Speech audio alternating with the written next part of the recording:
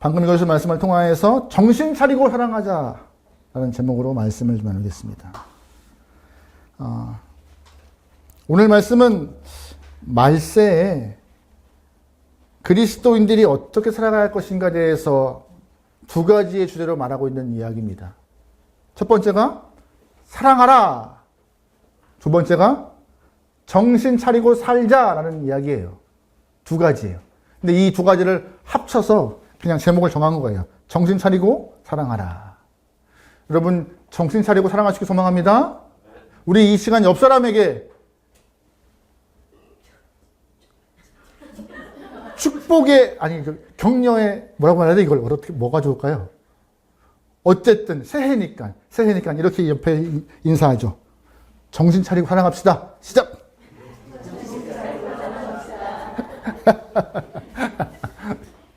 이 사랑하는 것과 정신 차리는 것, 이게 두 개가 좀 언밸런스하게 느껴질 때가 있습니다. 사랑하는 것은 이해를 바탕으로 인하여서 궁율과 용서를 담고 있다면 좀 부드럽잖아요. 이 정신 차리라, 이 말은요, 매우 전투적인 표현 같아요. 어울리지 않는 것 같은 느낌이 듭니다. 어찌 보면 상반되게 들리는 표현이지만 이 상반된 표현이 마지막 때에 그리스도인들이 가져야 될 두 가지의 모습, 이거를 가져야 승리할 수 있다고는 본문은 말하고 있습니다. 예수님도 이렇게 상반된 표현을 갖고 우리에게 선포하신 말씀이 있어요. 이 말씀을 잘 기억하고 이거를 가지고 있어야 신앙인들이 승리할 수 있다라고 우리에게 선포하신 말씀이죠. 그것이 무엇이냐? 마태복음 10장 말씀인데 뱀같이 지혜롭고 비둘기같이 순결하라예요.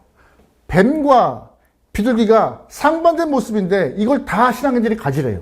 야, 이게 뭔 소리야? 뱀이 말하는 것은 뭐예요? 뱀의 지혜, 비둘기의 순결함입니다. 성도가 뱀과 같은 모습의 지혜가 필요하고 또한 비둘기 같은 순결, 성결, 거룩함이 필요하다고 말씀하시는 거예요. 근데 여러분 중요한 것은 이 두 가지 특징, 뱀과 같은 지혜와 비둘기 같은 성결함이, 순결함이 같이 있으면 문제가 안 돼요. 두 개 같이 있으면, 근데 둘 중에 하나만 있으면 이게 문제가 됩니다. 그리스도인이 삶에서 뱀과 같은 지혜가 없고 비둘기와 같은 순결함만 있다면, 착하기만 하다면은 이 험한 세상 맨날 당하고 맨날 얻어맞고 살 거예요. 그럼 반대로 그리스도인이 비둘기와 같이 순결함은 없어. 뭐만 있어요? 근데 뱀과 같은 지혜만 있어. 그러면 약삭빠르게 아주 그냥 비유하고 싶지 않지만 베드로와 같은 모습이 있지 않을까 하는 생각이, 베드로래, 유다와 같은 모습, 가룟 유다와 같이 샘 빠르고 결국 자기 이익 따라서 결과가 바뀌어버리는 모습이 들어가지 않을까 하는 모습이 듭니다. 그래서 예수님 말씀하시죠. 두 가지를 다 갖고 있는 것이 필요하다. 어느 하나 놓치는 거 아니다. 오늘 본문도 그런 거예요. 사랑하는 것도 필요하고 정신 차리는 것도 필요하더라고요. 사실 이 상반된 모습을 원하는 것은 목회자들에게 많이 요구하는 경우가 있습니다. 목회자들에게 신학생 때 배우는 과목 중에 하나가 설교학이라는 과목이에요. 설교를 이런쪽으로 배우고 해보기도 하고 여러 가지 것들을 배우긴 하지만, 근데 설교학 시간에 항상 듣는 말이긴 하지만 이런 표현이 있습니다. 강단에 설 때는 사자같이 부르짖고 내려와서는 양같이 온순해라. 멋진 말이죠. 근데 제가 사자같이 못 부르짖어서 또 내려와도 양같이 못 돼서 어중간한 분위기가 돼서 네. 목회자가 말씀을 받고 선포할 때는 거침없이 두려움 없이 선포하는 자세가 필요할 것이며, 그 거친 모습이 강단에서 내려와 성도를 대면할 때는 필요 없고 영혼을 사랑하는 마음으로 온순하게 양같이 품을 수 있고 따뜻한 마음이 필요하다는 얘기를 하고 있는 것입니다. 여러분, 근데 목사에게도 이런 다른 상반된 모습이 필요합니다. 근데 성도들에게도 이런 모습이 필요해요. 마귀와 싸울 때는 십자가 군병과 같이 열심히 싸워야 하고, 영혼을 상대할 때는, 전도할 때는 사랑의 사도가 되어서 품어야 하는 것입니다. 죄를 상대할 때는 냉정해야 될 것이며, 또한 주변을 대할 때는 따뜻함이, 온순함이 필요해요. 그래서 요즘에 우리가 MBTI라는 걸 하는데, 조금 뭐만 하면은, 조금만 하면 뭐라 그래요? 너 T야? 지적하고 따진다고. 따지는 거 필요하죠. 하지만 다른 사람한테 따지기 전에 스스로를 좀 바로 따져보면서, 그리고 다른 사람도 조금 죄에 대해서 옳음을 좀 알려주고, 표현은 어떻게? 부드럽게, 온순하게 할 수 있는 귀한 영혼 되면 좋을 것 같습니다. 오늘 본문에서 바울은 우리에게 말세에 마지막 때 성도가 가져야 될 두 가지 모습을 말하고 있는데, 첫 번째가 사랑하며 살라고 하는 거예요. 사랑하면서. 우리 8절부터 10절까지 한번 길지만 읽어보겠습니다. 시작. 피차 사랑의 빛 외에는 아무에게인지 아무 빛도 지지 말라. 남을 사랑하는 자는 율법을 다 이루었느니라. 간음하지 말라. 살인하지 말라. 도지하지 말라. 탐내지 말라 한 것과 그의 다른 계명이 있을지라도 내 이웃을 내 자신과 같이 사랑하라 하신 그 말씀 가운데 다 들었느니라. 사랑은 이웃에게 악을 행하지 아니하나니 그러므로 사랑은 율법의 완성이니라. 아멘. 8절, 9절, 10절 이 세 가지의 절을 봤는데요. 이 세 절을 보면은요, 비슷한 표현 같지만 한 가지의 말로 귀결됩니다. 바로 마지막 절에 있는 것 같이 사랑은 율법의 완성이다. 8절 말씀에 남을 사랑하는 자는 율법을 다 이루었다. 이 말도 10절 말씀에 사랑은 율법의 완성이다라는 것과 거의 비슷한 표현이에요. 9절 말씀에 내 이웃을 자신과 같이 사랑하라 하신 그 말씀 가운데 다 들었느니라. 이 말도 상대방을 사랑으로 대할 때 율법의 완성이 된다는 말씀과 같은 표현인 것이죠. 8절, 9절, 10절은 비슷한 표현을 조금씩 다르겠지만 결국엔 뭐예요? 사랑이 율법의 완성이다라는 말입니다. 여러분, 율법의 핵심이 우리가 말씀 가운데 무엇이라고 보세요? 바로 10가지의 이야기, 10계명입니다. 율법의 핵심은 10계명이에요. 하나님과의 관계에서 필요한 4가지의 규칙, 계명, 또한 사람과의 관계에서 필요한 6가지의 규칙과 계명을 하나님이 이스라엘 영혼들에게 허락하셨습니다. 예수님은 이 10가지도 많아서 딱 2가지로 확 주셨어요. 뭐라고요? 하나님 사랑과 이웃 사랑이요. 하나님 사랑과 이웃 사랑 잘 하면은 온전한 신앙인의 모습을 갖고 사는 것이라고. 그러면 이거를 좀 합축하여서 하나님 사랑과 이웃 사랑을 딱 하나로 붙이면 뭐가 남아요? 사랑이요. 사랑. 사랑을 성공하면 계명을 잘 이루어서 계명대로 산 사람이고, 사랑을 실패하면 계명을 잘 못 지켜서 믿음을 온전히 못 지킨 영혼이라 말하는 것입니다. 왜요? 하나님 사랑과 이웃 사랑, 이것으로 귀결되기 때문에요. 그래서 본문에 있는 것 같이 사랑은 율법의 완성이래요. 그래서 사랑이 율법의 완성이요. 여러분, 이제 한 해를 시작하는데 하나님 사랑하시고 이웃 잘 사랑하여서 하나님이 말씀하신 그 마음들을 잘 사랑으로 이뤄내어서 칭찬받기 소망합니다. 그런데 우리가 중요한 것은 특별하게 10절 말씀에 이런 표현 있잖아요. 사랑은 율법의 완성이라고요. 이 완성이라는 말에 헬라어가 프레로마라는 단어입니다. 이 완성을 충만이라는 말과 바꿔 쓸 수 있어요. 완성을 충만이라는 말과. 그러면 바꿔보면은 사랑은 율법의 충만이라고 말하고 있는 것이에요. 율법을 온전히 가득 채우기 위해서는 뭐가 필요한 거예요? 사랑이요. 사랑이. 혹시 고린도전서 10장 말씀 기억하세요? 사랑장?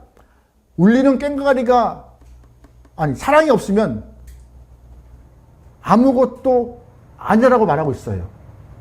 예언해도 병고침이 있어도 아무리 유창한 말을 해도 울리는 꽹과리야 별반 다를 것이 없다. 뭐가 없으면?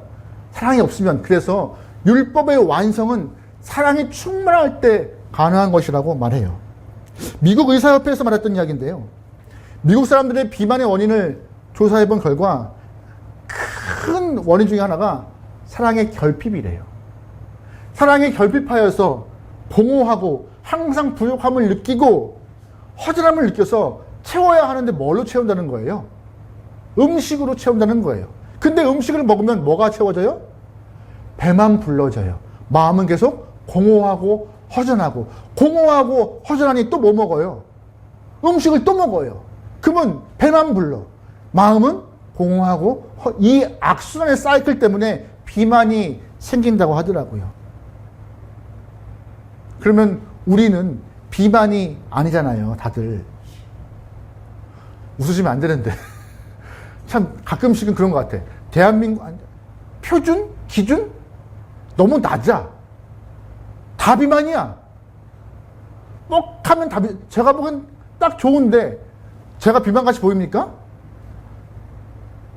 아니라고 해줘야 되는데 다들 아마 이 영상 보시는 분들 그럴 거예요. 저만하면 참 스탠다드한데? 그죠? 저 기준같이 보이잖아요. 비만이에요. 장로님 참 제가 보기엔 좋아요. 건강해 보이고. 왜 또? 그런데 장로님은 저랑 매한 가지일 거예요. 대한민국 50대 남성의 표준인데 표곤차 정도 돼야 비만이에요? 그러니까 이게 기준이 안 좋아. 어쨌든 우리도 그러잖아요. 우리는 공허함이 있어서 음식으로 채우지 않습니다. 그런데 여러분 그거 아세요? 우리는 미국 사람처럼 음식으로 채워서 막 살지 않지만 그 공허함을 못 채워서 우울증도 많고 공황장애도 많고 부쩍 근래에 이런 정신질환에 관련된 병들이 부쩍 늘어나는 것 같아요. 한마디로 뭐예요? 이 안에 사랑함을 못 채워서요. 어릴 때부터 받아야 될 사랑을 못 채워서, 주변 사람들과의 관계 안에서의 사랑을 못 채워서, 하나님과의 관계를 못 채워서 이 공허함이 안 채워지다 보니 자꾸 빈 그릇과 같이 우울함이 생겨 마음의 무거움과 우울과 공황과 여러 가지 질병으로 고생하는 것입니다. 여러분, 그러기 여러분의 10년 가운데는 사랑으로 가득 차서 어느 누구 하나 비만도 없고 어느 누구 하나 마음의 우울함과 공허함 없이 채워짐으로 충만한 영혼을 소망합니다. 할렐루야. 아멘. 그런데 바울이 이런 말을 해요. 이미 충만하다라고. 이미 우리에게는 사랑이 충만하다고 말하고 있어요. 무슨 소리예요? 라고 하겠지만 8절 말씀에 피차 사랑의 빛 외에는 아무에게든지 아무 빛도 지지 말자. 이 말은 뭐예요? 금전에 대한 빚은 삶의 어려움 때문에 지을지라도 사랑의 빚은 지지 말자는 거예요. 왜? 이미 충만하니까는요. 또한 그 내 안에 있으니까는요. 여러분, 우리는요, 태어날 때부터 빚진 자입니다. 누구한테? 부모에게요. 태어나게 해줘서, 살게 해줘서, 먹고 살게 이렇게 성장시켜 주어서 어머니께 빚진 자고 아버지께 빚진 자예요. 그 빚을 누구에게 갚아요? 자녀에게 갚아요. 아닌가요? 어제 오전에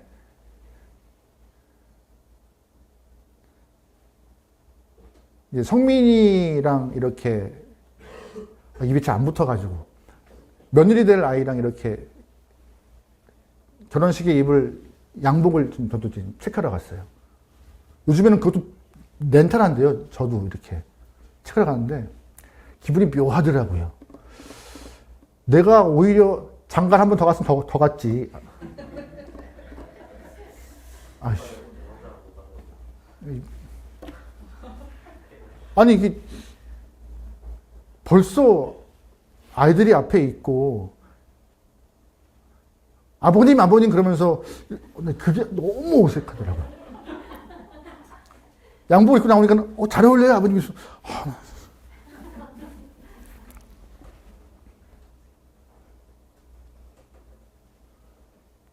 그리고 빨리 집에 왔어야 되는데 성민이랑 며느리랑 아이랑 같이 이렇게 용산에 가서 밥을 먹었어요. 그게 실수였어요.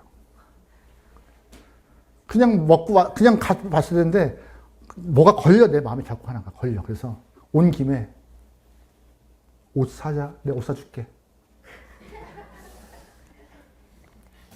남대문 시장 갔어야 되는데 용산을 가버렸어. 내가 실수였어. 가서 겨울 코트 하나 사줬죠. 뭐 시아버지의 시작인 것이죠. 이제 시작인 거예요. 근데 그러다가 안 사람이 이제 그분 내 거 반땅하는 거네. 이제 본인만 받다가 이제 안 사람도 받고 이게 며느리 줘야 되니까. 그러다가 나중에 손주 생기면 3분의 1이네 이러더라고요. 딱 한마디 했어요. 아니, 당신이랑 며느리는 아웃. 손주만. 벌써. 쉿.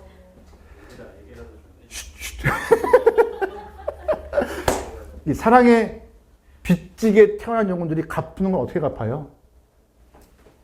자녀에게 갚아요. 또 그 아이들은 다음 세대에게 갚고. 그러면서 인류가 이러시는 것입니다. 우리는 빚진 자지만 이미 받은 사랑이 충만하여서 흘러보내는 것이고, 저도 부모님께 받은 사랑 때문에 이만큼 있기 때문에, 양가 부모님께 받은 사랑이 컸기 때문에 흘려보내주는 거예요. 그런데 그것만 있어요? 아닙니다. 육의 사랑만 있는 것이 아니라 이미 하나님이 우리에게 허락하신 충만한 사랑으로 덮여있기 때문에 우리는 사랑의 빚진 자라고 말하고 있는 것이에요. 죄로 인하여 죽음밖에 없는 영혼들에게 하나님이 허락하신 예수님 때문에 일어나요. 그 보혈로 인하여서, 십자가로 인하여서 거저 얻은 생명을 입은 자, 생명의 빚진 자가 바로 누구라고요? 우리라고요. 우리는 그래서 금전의 빚, 이미 사랑에 충만한 영혼인지라 너희 그 사랑 갖고 살면 돼. 사랑의 빚만 줘. 사랑의 빚만 만들어. 이미 빚진 영혼 계속 하나님 있는 데 채워서 흘려보내고 빚을 갚어. 이 얘기를 하고 있는 것이 오늘 본문의 바울의 모습인 것입니다. 요한일서 3장 1절 말씀에 이런 표현이 있습니다. 같이 볼게요. 시작. 보라, 아버지께서 어떠한 사랑을 우리에게 베푸사 하나님의 자녀라 일컬음을 받게 하셨는가. 우리가 그러하도다. 그러므로 세상이 우리를 알지 못함은 그를 알지 못함이라. 아멘. 우리가 어떤 사랑 받았습니까? 하나님께 어떻게 사랑 받았어요? 아들을 주신 사랑, 그 아들을 십자가에 못 박힌 사랑, 그 희생을 통하여 허락된 사랑, 우리가 입고 있는 죄의 옷을 벗기시고 생명의 옷을 입히신 그 사랑 때문에 우리가 사랑의 빚진 자가 되어서 서 있는 것입니다. 그래서 바울은요, 이 하나님의 크신 사랑을 알게 된 이후 평생 빚진 자의 마음을 갖고 살아요. 빚진 자의 마음. 그래서 그 삶에 어려움도 많고 고난도 많고 고통 많았지만 이쯤이야 뭐. 큰 빚진 자, 생명의 빚진 자, 은혜의 빚진 자인데 뭐 이 정도야 뭐, 이만큼의 어려움이야 뭐 하면서 이겨낼 수 있는 기반과 기틀이 된 것입니다. 여러분, 언제나 주의 사랑을 떠올리고 주의 은혜를 떠올리고 받은 사랑들을 다 기억하면서 여러분의 인생 가운데 어려움들을 이겨나갈 수 있는 귀한 영들이 소망합니다. 사랑 때문에 이기는 거예요. 받은 사랑 때문에. 혼자가 아님에 인식되고 도와줄 수 있는 분들이 있음에 감사해서 이길 수 있는 것입니다. 그러게 바울은 말해요. 사랑하고 사랑받자라고요. 여러분, 축복의 통로가 되어서, 사랑의 통로가 되어서 주고받는 영혼들에게 소망합니다. 할렐루야. 아멘. 두 번째 바울이 뭐라고 말해요? 정신 차리고 살재요. 우리 11절부터 마지막 절까지 읽어보겠습니다. 시작. 또한 너희가 이 시기를 알거니와 벌써 되었으니 이는 이제 우리의 구원이 처음 믿을 때보다 가벼워졌습니다. 밤의 깊음 낮이 낮았으나 그러므로 우리가 어둠의 일을 벗고 빛의 갑옷을 입자. 낮에는 같이 단장에 행하고 방탕하거나 술 취하지 말며 음란하거나 옥삭하지 말며 다투거나 시기하지 말고 오직 주 예수 그리스도의 옷 입고 정욕을 위하여 육신의 일을 도모하지 말라. 아멘. 12절 말씀에 너희가 이 시기를 알거니와라고 하는데 이 시기가 뭐예요? 이 시기, 이때가 언제일까요? 이 시기가 뭘까요? 이 시기가 뭘까요? 그때 마지막 때, 종말 때, 주님 다시 오실 때. 근데 이때를 헬라어로 카이로스라고 해요. 카이로스 하면 그냥 시간, 그때가 아니라 하나님이 계획하시는 때, 하나님이 개입하시는 시간, 개입하시는 사건들을 말하고 있는 것입니다. 바울은 말해요. 그때가 이제 올 거야. 하나님이 개입하시고 하나님이 개입하시는 사건이 발생할 거야. 그때가 올 텐데 뭐라고 말해요? 깨어야 한다. 잠에서 깰 때가 되었다라고 말하고 있습니다. 잠에서 깰 때요. 바울은 늘 자신의 시간 가운데 이 카이로스, 하나님의 때가 임하였음을, 하나님의 때가 앞에 있음을 늘 인식하면서 살고 있었어요. 물론 바울의 생전에 하나님의 때가 왔어요? 안 왔어요? 안 왔습니다. 그런데 항상 그는 마지막에 대한 의식, 마지막에 대한 생각, 종말의 의식을 잊지 않았기 때문에 언제나 성도로서 다른 마음, 다른 모습 갖지 않은 것입니다. 언제나요, 언제나. 그때가 있기 때문에. 여러분, 혹시 2027년도 수능이 언제 되는지 아세요? 수능 날짜? 나왔어요? 안 나왔어요? 근데 안 나왔는데 왜 공부해? 수능 날짜 안 나왔는데 왜 공부해? 때를 알기 때문에 그러는 거예요. 때를 알기 때문에. 아직 정부에서 26년 11월, 10월인가? 11월? 며칠 만 아직 안 했어요. 근데 미리 준비해. 왜? 그때가 언제일지 아니까는. 그죠? 그러면 고3들이 아직 발표 안 했는데 좀 놀아야지 하는 사람 봤어요? 한 명도 없어. 포기했으면 모를까. 한 명도 없어요. 왜? 이미 고1 되는 순간부터 그때를 알아서 준비해요. 내 때가 아님에도 분명히 선배의 때고 선배의 시간에 불구하고 내 때가 아님에도 준비합니다. 왜요? 내 때가 오니까는요. 그때는 분명하니까는요. 종말이 마찬가지예요. 정확히 언제다라고 말하지 있지는 않아요. 하지만 그때가 오기 때문에 그때를 향하여서 우리는 가고 있기 때문에 시간이 흘러가기 때문에 그때를 준비하는 것이 성도와 그리스도인의 모습이라고. 근데 어떻게 하라고요? 정신 차리라고요. 분명히 올 시간들이니까. 분명히 발생할 사건이니까.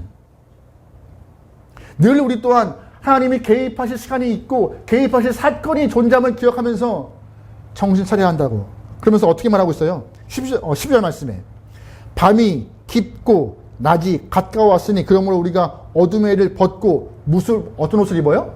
빛의 갑옷이요. 빛의 갑옷. 빛의 갑옷이요. 생명의 빛 대신 그분께 생명의 빛을 지고 있는 우리가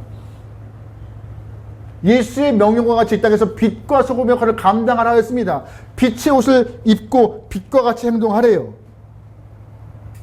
그럴 때 어둠이 물러가고 하나님의 은혜가 선포된대요. 근데 반대로 빛의 옷을 입지 않으면 어떠한 모습이 발생합니까? 10절 말씀에 낮에와 같이 단정하게 행하고 방탕하거나 술 취하지 말며 음란하거나 호색하지 말며 다투거나 시기하지 말고. 빛의 갑옷을 입지 않으면 방탕함과 술 취함, 음란함과 호색과 다툼과 시기가 발생한대요.